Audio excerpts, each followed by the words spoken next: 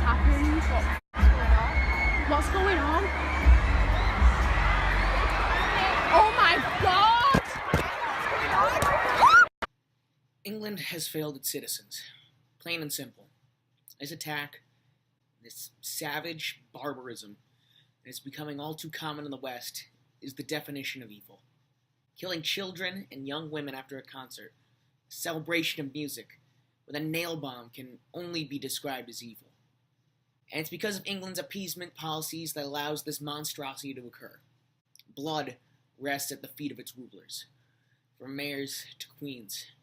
I truly dislike the fact that I'm to be this person, but not 1 month ago I warned of major attacks and issues to spill blood on the ground of the UK. Obviously, I didn't expect English governments to know my existence, let alone listen, but by God, the results have already been too terrible.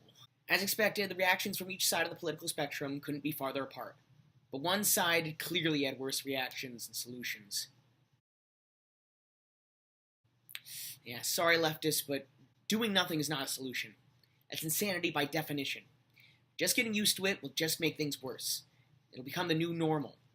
And by God, can we stop making false equivalencies to Islamophobic reactions? Every time there's an attack, they ignore the issue at hand to cry Islamophobia, and every time it's unwarranted. No hate crimes against Muslims, just hysteria. Yet at the same time, the right correctly calls out the problem, but offers few solutions that aren't realistic or admittedly terrible. It's because the real answers are tough, if achievable. The time's come to honestly discuss what no one wants to, right or left. How to rid this problem from our future.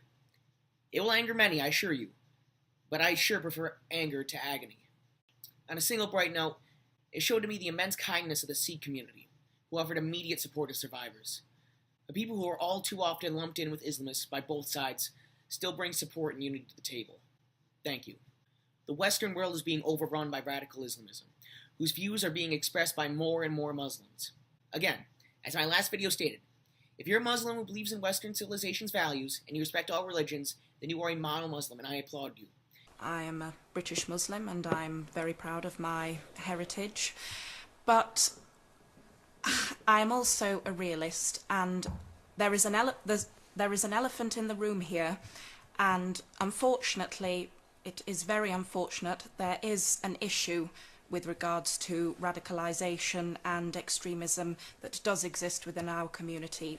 You know, that is something that we have to accept. But many of your religious compatriots are damaging the Western world. And it's not just in England. Italy, who's receiving thousands of migrants every weekend through NGOs and EU-sanctioned companies, is experiencing a migrant crime wave. Its 2% Muslim population represents 35% of the nation's prisoners, with major cities having over half its rapists being represented by migrants. In France, the government finally acknowledges over 100 no-go zones where police risk death entering and Sharia laws enacted, preventing women from even entering. Many women fear leaving their house. Anti-Semitic attacks and killings are also on the rise by Muslims, causing an exodus of Jews from France into Israel. Sweden, the rape capital of Europe, has seen an 80% increase in murders, as well as 35 hand grenade attacks in 2016 alone. In Germany, rape and violent crime increased from 50 to 100% in many states between 2015 and 2016, with numbers likely 2 or 3 times greater as police only count crimes solved in statistics. German citizens are leaving en masse from their homeland, as 80% acknowledge Islam is the driving factor. In Russia, where 3 million Muslims inhabit the capital of Moscow alone, Vladimir Putin is so worried about an insurrection among his Muslim citizens that he's willing to cover up the existence of gay concentration camps taking place in its Muslim state of Chechnya. The migrants pouring into Greece's islands are frequently rioting or clashing with Greek citizens. In Belgium, the center of jihadism in Europe, 90% of Muslim teens see jihadis as heroes. In Israel, when they're not being attacked by the rest of the world for their mere existence, knife attacks and terror attacks are commonplace. And yet that's when Hamas isn't waging full jihad on them. In Australia, Muslim women make videos about when men should beat women. In the past 3 years, there were 60 child marriages conducted, with many more kids being sent to the Middle East to be married than brought back. Even in liberal favorite Canada, their capital city of Ottawa has more than doubled in murders that are almost all attributed to migrants. And this is only with these countries having under 10% Muslim populations. The rest of this century will produce a massive demographic shift, as Europe, averaging 1.4 births, will quickly decrease in population, while the Muslim world, with birth rates from 2.6 to 4.5 births per family, will see radical growth. By 2100, Africa is set to have 4.2 billion people alone, especially from Muslim-majority countries, who mostly want to implement Sharia law. Nigeria, home of Boko Haram, will alone reach over 900 million. This culture clash will not get easier.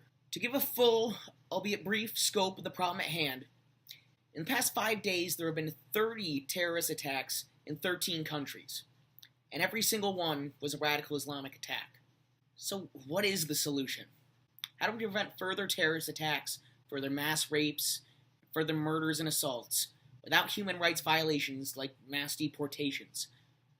There are two possible solutions that could be taken. 1. Hardline measures are taken in no-go zones and Muslim-majority neighborhoods, such as immediate deportation of criminals, terrorists, and those who associate with terrorists. There can't be tolerance of active extremists. Shutting down Wahhabi, Salafi, and other extremist mosques, and eliminating Sharia courts, while heavily vetting those who come in to ensure only those who denounce Sharia law are coming in. You can't just let hundreds of thousands of migrants from war-torn countries disappear into the countryside. Some no-go zones and some majority neighborhoods I feel will need to be broken up. We can't continue to make hotbeds of extremism. Setting up safe zones in war-torn countries so refugees have a place to live without mass migration. And we absolutely need to hold reformers and ex-Muslims up to encourage a change in the greater Muslim community. It's ugly, I know. But we've let the situation get this bad already. There's no easy way out of this. And it's not nearly as ugly as terrorist attacks. But more than likely, option 2 will occur. We'll forget about the attack, fall into lethargy about the problem, continue to proceed business as usual, maybe with a small change here or there, smear the reputations of naysayers as Islamophobic and racist, and just wait for the inevitable repeat. Eventually, it'll just feel normal for a suicide bombing to occur in England, and the shock will be gone, and we'll just shrug our shoulders. Well, until eventually the pot boils over, and extremism from the other side pushes back.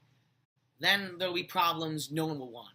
So I say to England, and Europe, and the West, we can stop this now to prevent future horror. Let's at least admit that we messed up, and that multiculturalism has failed, or else this monstrous terror will only continue, and it will lead us to something worse. I guarantee it. I'm Ben Sano, the elephant in the room. I hope you like this video. Please like and subscribe.